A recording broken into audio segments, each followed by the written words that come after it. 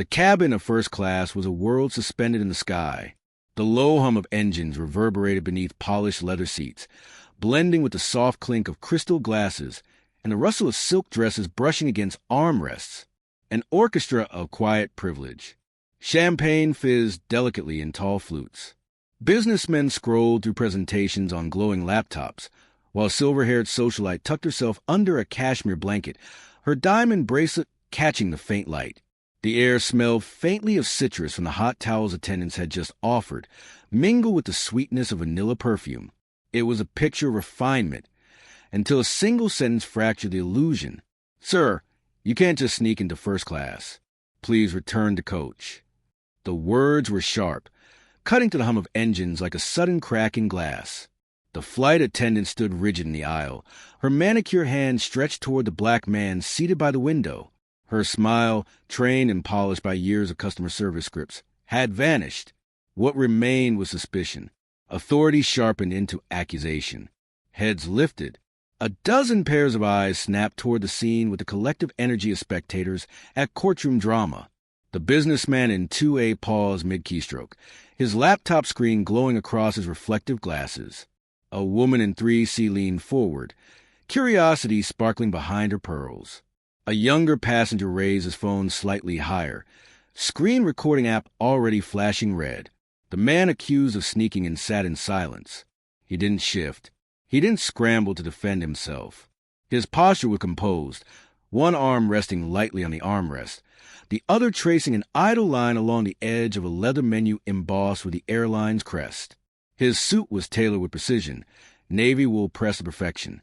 His shoes, a muted brown leather polish to a soft shine, gleamed faintly under the cabin lights. A slim watch peeked from his cuff, understated, elegant, the kind that whispered wealth rather than screamed it. Yet none of this seemed to matter. "Sir," the attendant pressed, her voice louder now, carrying beyond the aisle into the rows behind. "You can't just slip into first class whenever you please. This section is reserved for paying customers." The word reserve hung in the air like a verdict. A ripple moved through the cabin. Mutters rose from nearby seats, low but not quiet enough to conceal. Figures, a man in 1D muttered into his gin and tonic. Didn't look like he belonged here anyway.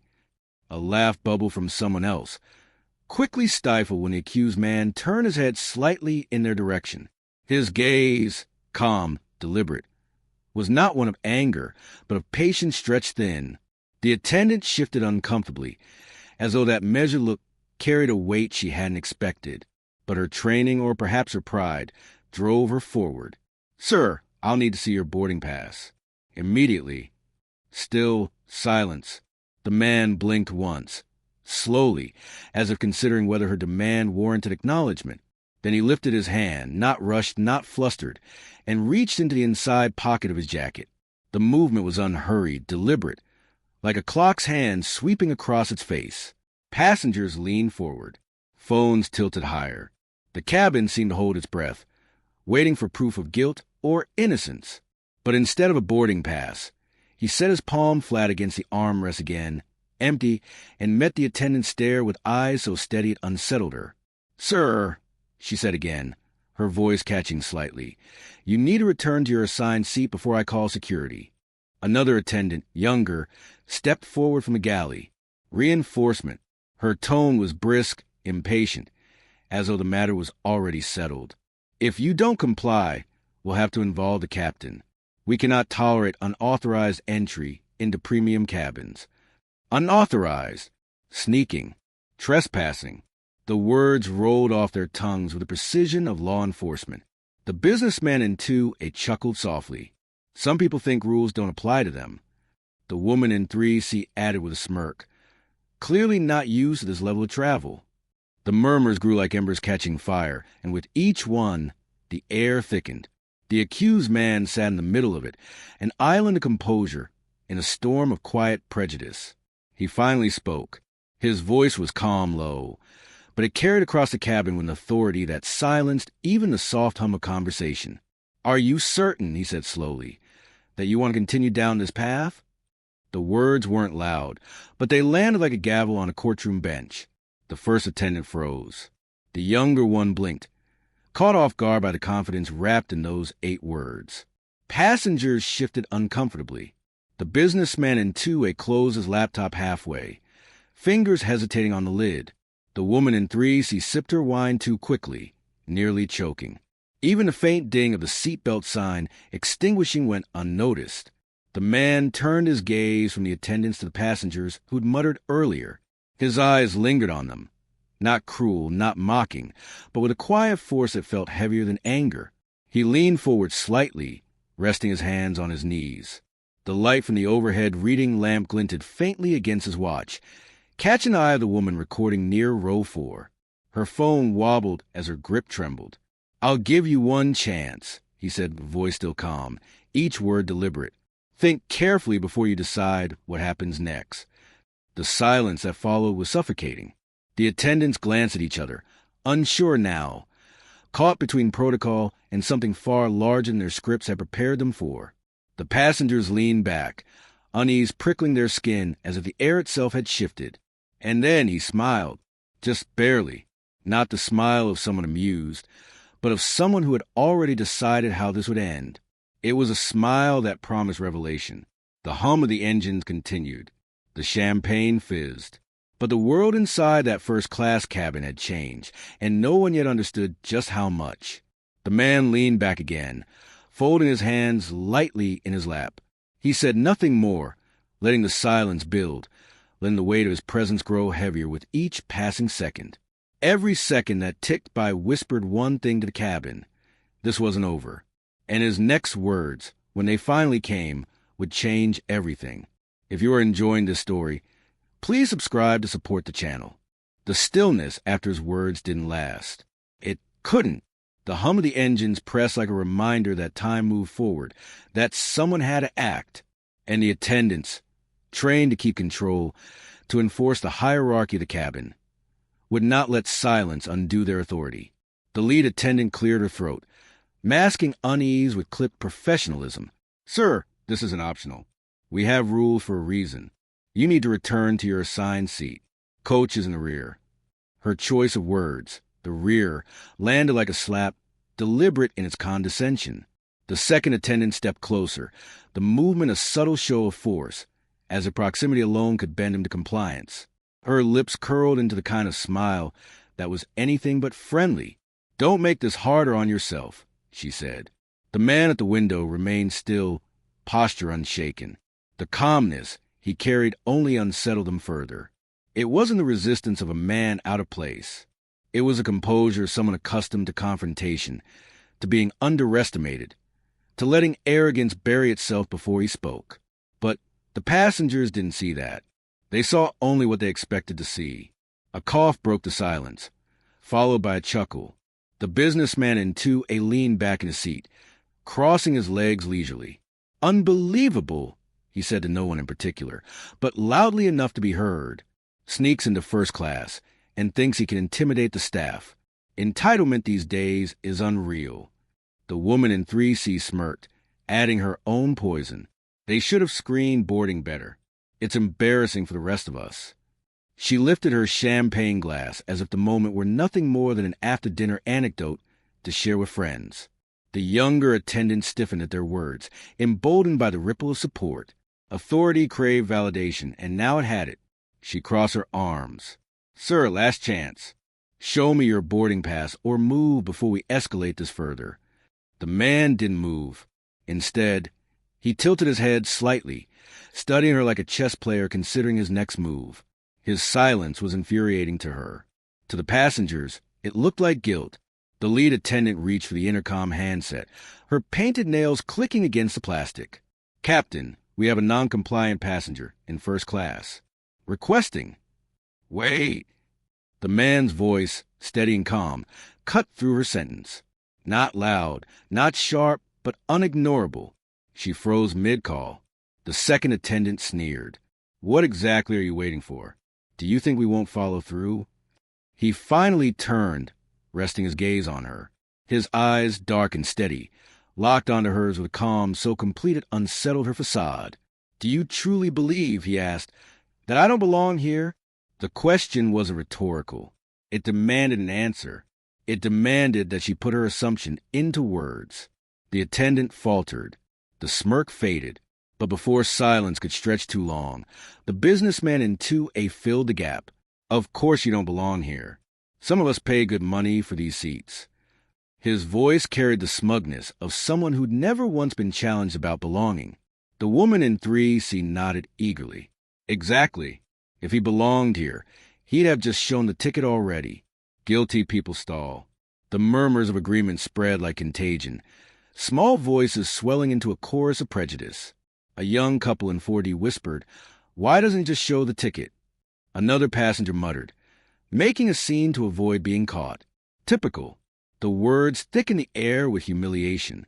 And still, the man did not react. Instead, he reached into his jacket again, deliberate, slow.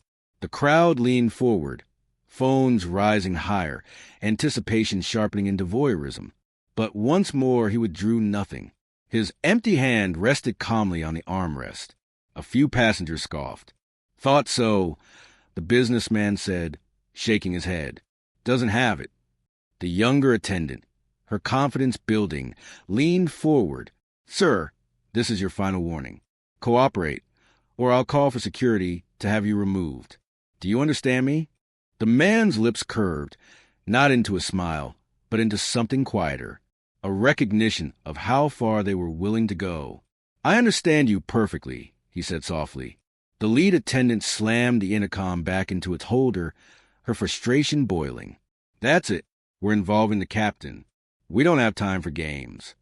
Her voice cracked slightly under the pressure, but she masked it with authority. She turned toward the galley, her heels striking the carpet with unnecessary force. The second attendant remained, arms folded, glaring down at him. "You'll regret this," she muttered. The man turned his gaze toward the window, the clouds rolling past in endless white waves. His reflection in the glass stared back at him, calm, steady, unshaken. For a fleeting moment, passengers wondered, what kind of man doesn't even flinch when threatened with removal midair? But then the murmurs began again, feeding the humiliation. Unreal. Some people just don't know their place. Security should have stopped him at the gate. Each word was a stone thrown at his dignity. Each glance a weight meant to push him down. And still he sat, hands resting lightly in his lap, posture as composed as it had been the moment he sat down. It was not defiance. It was patience. The younger attendant shifted uneasily, the power she felt moments earlier dimming under his unshaken gaze. She opened her mouth to speak again, but closed it when his eyes moved back to hers. Eyes that seemed to see not just her uniform, but the small cracks in her certainty. "Do you know what assumption costs?" he asked quietly. Her brow furrowed. "Excuse me?" "Assumption," he repeated. "The price it demands. The chaos it creates. The damage it leaves behind." He let the words hang for a beat, long enough that even the passengers holding their phones lowered them slightly, unsettled by the gravity in his tone. The second attendant laughed nervously, forcing bravado into her voice. Big words for someone who was about to be escorted out. But her laugh didn't spread. No one joined her. Even the passengers who had mocked him moments earlier now shifted uncomfortably, sensing something in his voice that didn't align with the picture they'd painted of him. The businessman in 2A scoffed again, but the sound was thinner now, less certain. Empty talk. The man finally shifted in his seat, the first deliberate movement he'd made since the confrontation began. He leaned forward, resting his elbows lightly on his knees, folded his hands together. The overhead light caught the subtle gleam of his cufflinks. Solid, elegant, unmistakably expensive. He spoke slowly, with a measured cadence of someone who controlled rooms far larger, far more hostile than this one. "You think I've wandered where I don't belong. You think I've taken a seat I haven't earned. But the truth," he paused, letting their anticipation build like static in the cabin air. "The truth is, the weight of this entire airline sits lighter on me than the glass in your hand does on you." The words landed heavy, deliberate, echoing in the stunned silence that followed. The attendants froze. The passengers gaped. Even the businessman's smirk faltered. Something had shifted. The humiliation had reached its peak, but so had the tension. And now, with the cabin bracing for fallout, it was clear The next words he spoke would not just offend him, they would change everything. For a moment, the cabin seemed frozen in suspended disbelief. The attendants stood rooted in place, their polished confidence cracking as the echo of his words lingered. The weight of this airline sits lighter on me than the glass in your hand does on you. Passengers exchanged uneasy glances. A few lowered their phones, suddenly unsure if the man they had mocked was the one truly in control. The businessman in 2A shifted uncomfortably, though he tried to disguise it by readjusting his tie. The socialite in 3C clutched her champagne glass tighter, as if the bubbling liquid might steady her trembling fingers. The younger attendant, unwilling to surrender the high ground, forced a shaky laugh. Big claims. You think you can scare us with riddles? The man turned his head toward her with deliberate calm. Not riddles. Facts. The way he said it, calm, absolute, like a surgeon explaining a diagnosis, cut deeper than shouting ever could. He straightened in his seat. The leather creaked faintly under his movement, a sound that seemed amplified in the hush. His voice followed, even but commanding. Your name is Christine, isn't it? His gaze fixed on a younger attendant. She froze. The smile slipped from her lips. How do you? Your employee badge is partially hidden, he said, nodding toward the small glint of silver at her waist. But the font is standard for your airline's uniforms. Christina Alvarez, flight attendant for 6 years. Promoted to lead trainer last February. Congratulations. A ripple went through the cabin. Passengers blinked in disbelief. The lead attendant stiffened. Christina's face paled. He turned then to the senior attendant, who had been hovering at his side like a sentinel. And you? Melissa Carter, head of in-flight operations for this route. You prefer to go by Ms. Carter, but your crew calls you Missy behind your back. The name tag is visible. The details were in the latest quarterly report. You've been with the airline for 15 years. Dedicated. Efficient. The kind of employee boards like to keep. Melissa's lips parted, but no sound came out. It was as if someone had pulled the floor from beneath her feet. The man leaned back again, his voice never rising, never faltering. You ask if I belong here. You demand to see proof. But what you forget is that I know more about this airline than either of you will ever learn in your careers. A hush swept the cabin, the weight of his words sinking into every corner. The businessman in 2A tried to laugh it off. Oh, please. Reading a staff newsletter doesn't make you important. The man's gaze moved him, quiet but piercing. You work for Harlan and Weiss Consulting. Contracted last year to handle this airline's European mergers. You billed them $2.3 million for 3 months of work. Am I correct? The man's jaw went slack. His wife touched his arm as if to steady him. How? How do you know that? The corner of the CEO's mouth curved, not quite a smile, not smug, but knowing, because I signed the payment approval. A collective gasp rippled through first class. Phones tilted higher, recording faster, screens catching every word. The woman in 3C lowered her champagne glass, her lips parting in shock. The young couple in row 4 whispered frantically, realizing they were watching something monumental unfold. Melissa Carter's knees bent slightly, as if her legs were searching for strength. Who are you? The man adjusted his cuff, revealing the faint gleam of platinum. His voice, smooth as velvet but carrying the weight of a gavel, delivered the truth. My name is Damian Cross, founder and chief executive officer of Cross Continental Holdings, majority stakeholder in this airline. Silence detonated like a bomb. Every passenger froze. Every attendant stopped breathing. Even the engine seemed to quiet for a moment, as though the very plane leaned in to listen. Christina's face drained of color. Melissa staggered back a step, clutching the edge of a seat for balance. The businessman in 2A sat stunned, his bravado dissolving into pale shock. The woman in 3C nearly dropped her glass. Phones buzzed as passengers frantically typed captions, knowing it just filmed the kind of scene that would dominate headlines by morning. Damian's voice cut through the chaos, calm and steady. Do you see the irony? I sit quietly in the seat I purchased, in the cabin I help fund, on the airline I control. And yet, you accuse me of sneaking, of stealing, of trespassing.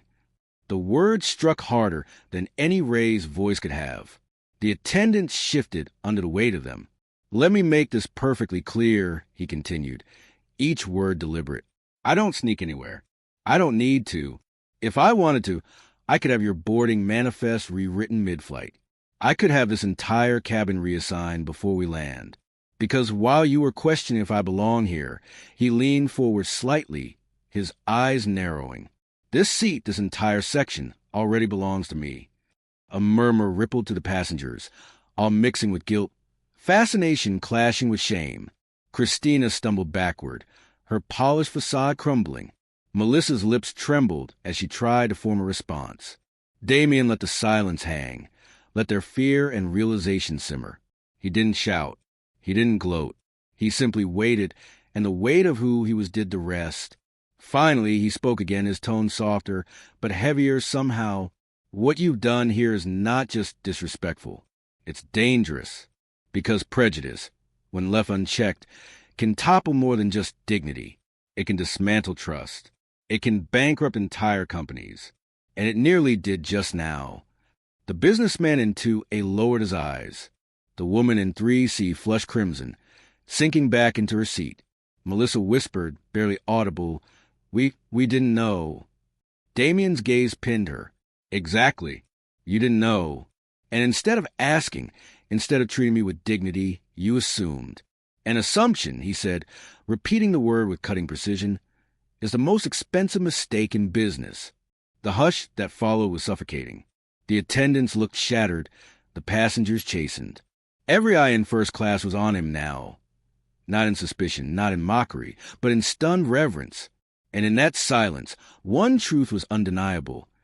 Damien Cross had not only defended his place, he had taken command of the entire cabin without ever raising his voice. The balance of power had shifted. The humiliation no longer belonged to him. It belonged to the ones who had doubted him. And this was only the beginning. The silence in the cabin was suffocating. Even the engines, steady, unrelenting, seemed muted compared to the revelation hanging in the air. Damien Cross, founder, CEO, majority stakeholder in the airline itself. It was as if the very walls of the plane trembled under the weight of his name. Christina's face had gone pale, her bravado shattered into fragments. Melissa stood stiff, her fingers clutching the edge of a seat for support. The businessman in 2A, who only minutes earlier sneered at Damien like he was a trespasser, now couldn't meet his eyes. His tie was loose, his posture shrunken, but the humiliation hadn't yet reached its peak. "Captain on his way," Melissa muttered into her radio, her voice low, shaken. Passengers whispered feverishly. Phones stayed raised. Cameras trained on Damien, recording every second. The knowledge that they were capturing history, or at least a corporate scandal destined for the news, thrummed through the air like electricity. The cockpit door opened with a click. Captain Lawrence stepped out, tall and commanding, his Navy uniform crisp, gold stripes gleaming beneath the cabin lights. His cap was tucked under one arm, and his eyes, blue, weathered, accustomed to authority, swept the aisle with military precision. "What's going on here?"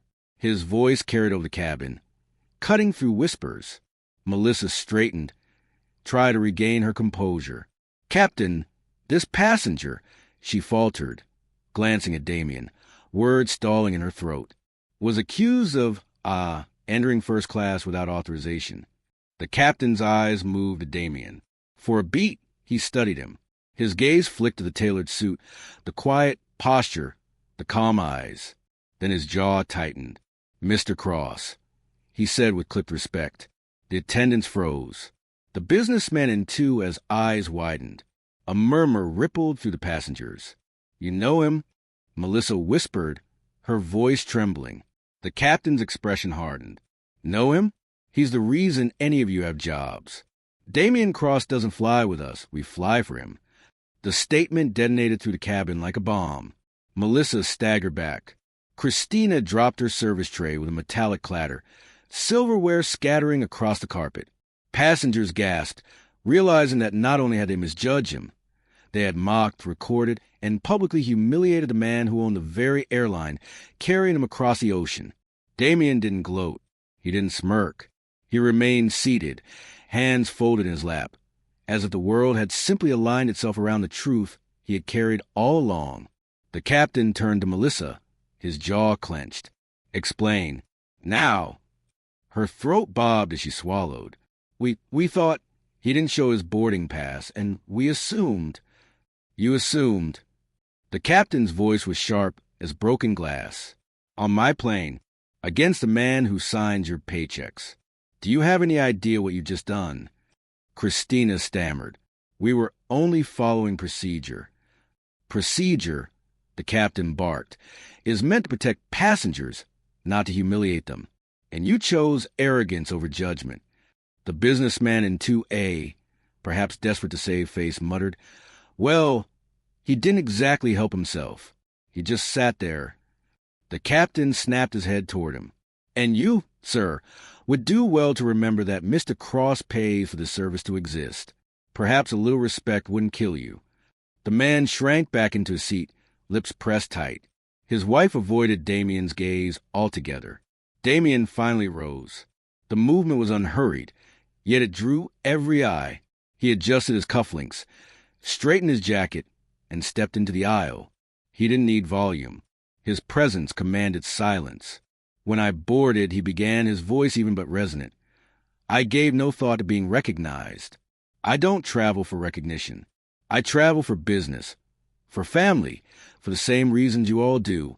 But what I will not tolerate," his gaze swept across the cabin, pinning each attendant, each passenger, "is prejudice parading as protocol." The attendants lowered their eyes. "You asked if I belonged here. You demanded proof. But I don't owe proof to anyone in this cabin." He paused, letting the words settle. "What I do owe, however, is a responsibility to this airline, to every employee, to every shareholder, to ensure that arrogance doesn't cost us our future." Melissa trembled. Christina's eyes shone with unshed tears. Damien turned, gesturing lightly toward the passenger's recording. "Every word spoken here tonight is already public. Every insult, every assumption, every attempt to humiliate will live far beyond this flight. And when the world sees it, they won't ask what seat I was in. They'll ask how this airline allowed its own leadership to be so blind." The passengers shifted uneasily. Even those who hadn't spoken felt implicated. Damien's tone softened, but the weight only grew heavier. Respect isn't something granted by a boarding pass. It's not printed on paper or stitched into a uniform. Respect is a choice. And tonight, too many of you chose arrogance instead. The captain's jaw was tight, but his eyes carried something else, admiration. Damien turned back to Melissa and Christina, who now stood like chastised schoolchildren. "I'm not interested in your apologies. I'm interested in your reflection. Ask yourself, if I hadn't owned this airline, if I had been just another passenger, would you have treated me any differently tomorrow? Or would the humiliation have ended with me being dragged off a plane that I paid to fly on?" Neither could answer. The silence was damning. The captain broke it, his voice low. "Mr. Cross, how would you like me to proceed?" Damien looked at him for a long moment, then glanced around to passengers, their eyes wide, their phones still raised. A smile touched his lips, not one of joy, but a decision. "Let it continue," he said simply. "Let them record. Let them watch. Because the lesson isn't for me, it's for them." A shiver ran through the cabin. The power shift was absolute. Damien returned to his seat, unhurried, unbothered. Every eye following him like gravity itself had changed direction. He crossed his legs, resting one arm against the leather, as though the entire cabin were his boardroom, and in truth it was. The captain nodded solemnly, then turned sharply to the attendants. "You'll be filing reports when we land. Until then, not a word unless it's to serve Mr. Cross directly." "Understood." Both nodded, shame etched into their faces. The fallout wasn't done. Damien hadn't raised his voice, hadn't demanded revenge, but the humiliation of the crew was already public, irreversible. The passengers knew they were watching not just a scandal, but a reckoning. For the rest of the flight, first class was no longer a cocoon of privilege. It was a courtroom, and Damien Cross sat at its center, not as defendant, but as judge, jury, and execution of assumptions. And everyone knew when the wheels touched the ground, the consequences would be waiting. By the time the cabin lights dimmed for descent, the air inside first class felt different. Thicker, heavier, charged with the knowledge that nothing happening here would stay on this plane. The silence wasn't peace. It was tension wounds so tightly that even the whisper of seatbelts clicking shut sounded like thunder. Every passenger knew the video clips were already spreading online. They'd seen the glow of screens, the frantic tapping of thumbs, Twitter posts, Instagram reels, TikTok snippets captioned with outrage. Black CEO accused of sneaking into first class. Watch what happens next. Flight attendants humiliate the wrong man. This airline just ended itself midair. By the time the landing gear touched down, Damien Cross's name wasn't just trending. It was an inferno. Melissa and Christina sat stiff in the jump seats, their polished poise crumbling into the brittle silence of shame. They hadn't spoken a word since the captain's orders. Their eyes darted anywhere but toward Damien, who reclined in 2B with the quiet authority of a man who had turned humiliation into judgment. He didn't gloat. He didn't even look at them. He simply sat calm, as though this fallout had already been decided long before the wheels left the ground. The businessman in 2A avoided his gaze entirely, staring blankly at a screen though it had long since dimmed to black. The socialite in 3C dabbed at her face with a napkin, her earlier sneer gone, replaced by the stiff unease of someone who knew she'd be immortalized in a viral video for the wrong reasons. The engines roared as the jet slowed along the runway. The cabin tilted forward, the world outside flashing with runway lights, but inside it felt like the plane itself was bowing to Damien Cross. When the seatbelt sign blinked off, passengers shot up, but not for luggage.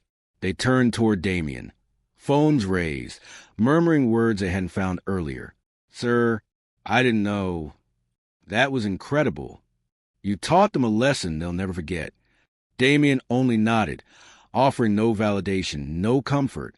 Respect wasn't something begged for after the fact. It was something you chose in the moment, and too many had chosen arrogance. The door opened. A blast of cool air swept into the cabin, carrying with it the chaos waiting outside. Reporters, lawyers, executives. By the time Damien stepped into the jet bridge, his name was already flashing across news tickers. The aftermath. Within hours, the airline's board convened an emergency session. Footage of Melissa and Christina confronting Damien looped endlessly on news outlets. Anchors dissected every second, every glance, every word. Hashtags flooded timelines. Hashtag respect in the sky. Hashtag flying while black. Hashtag Damien Cross. The company's stock dipped 11% before the market closed. Investors demanded answers. Calls for boycotts erupted across social media. Passengers vowing never to fly the airline again unless sweeping changes were made. Inside the boardroom, executives sat pale and sweating under fluorescent lights. Every eye turned to Damien. But Damien wasn't shouting, wasn't railing against injustice. His words were measured, his tone colder than steel. "You don't fix this with apologies," he told them. "You fix this with accountability." And accountability came swiftly. Melissa Carter, the senior attendant, was removed from service pending review. Christina Alvarez was suspended indefinitely. The captain, though not at fault, submitted a detailed report supporting Damien's testimony. HR scrambled to roll out mandatory anti-discrimination training, but Damien wasn't interested in performative fixes. "This airline," he said firmly, "will change at its core, not just because of me, but because every passenger deserves dignity the moment they step onto this aircraft. If leadership can't guarantee that, then leadership will be replaced." The board nodded, too shaken to resist. The world reacts. By the following morning, the video had amassed over 20 million views. News anchors replayed it with solemn voices. Commentators praised Damien's restraint. Civil rights leaders hailed it as a defining moment in corporate accountability. But it wasn't just a story about humiliation. It was a lesson, replayed in living rooms and offices around the globe. One viral post captured best. He didn't shout. He didn't curse. He didn't need to. He reminded them with calm certainty who he was. And in doing so, he reminded us who we all should be, seen, respected, equal. The crew's reckoning. Melissa sat in a sterile HR office, her face pale as she signed termination papers. Christina wept quietly in the corner, realizing her 6 years of service had collapsed into ashes over a single night of arrogance. Their names trended briefly, too, not in admiration, but as warnings. Passengers who had mocked Damien, like the businessman in 2A and the socialite in 3C, found their faces plastered online, dissected and shamed. Memes mocked their sneers, their arrogance. Their reputations dissolve in real time. But Damien? Damien's image spread like wildfire, seated in first class, calm, dignified, powerful without needing volume. The final reflection. Weeks later, Damien sat in his corner office overlooking the skyline, a glass of water resting untouched beside him. On his desk lay reports. Stock recovery, policy overhauls, mandatory inclusivity programs. The airline had stabilized, stronger now than before, its reputation reshaped not by branding, but by consequence. He turned the viral clip on his screen once more, not to bask in it, but to remember. His own voice echoed back at him. Respect isn't printed on a boarding pass. It's a choice. He leaned back, eyes fixed on the city below. Power, he knew, wasn't in ownership alone. It was in patience, in refusing to lower yourself to arrogance, in letting your words, measured, deliberate, become the hammer that reshaped the world around you.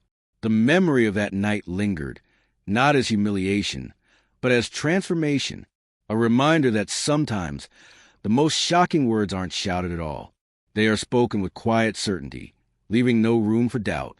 And somewhere in the depth of the internet, the video replayed again for the millionth time, capturing forever the moment a man accused of not belonging proved, with calm authority, that he owned the very sky above them. If you like this story, please subscribe to support this channel.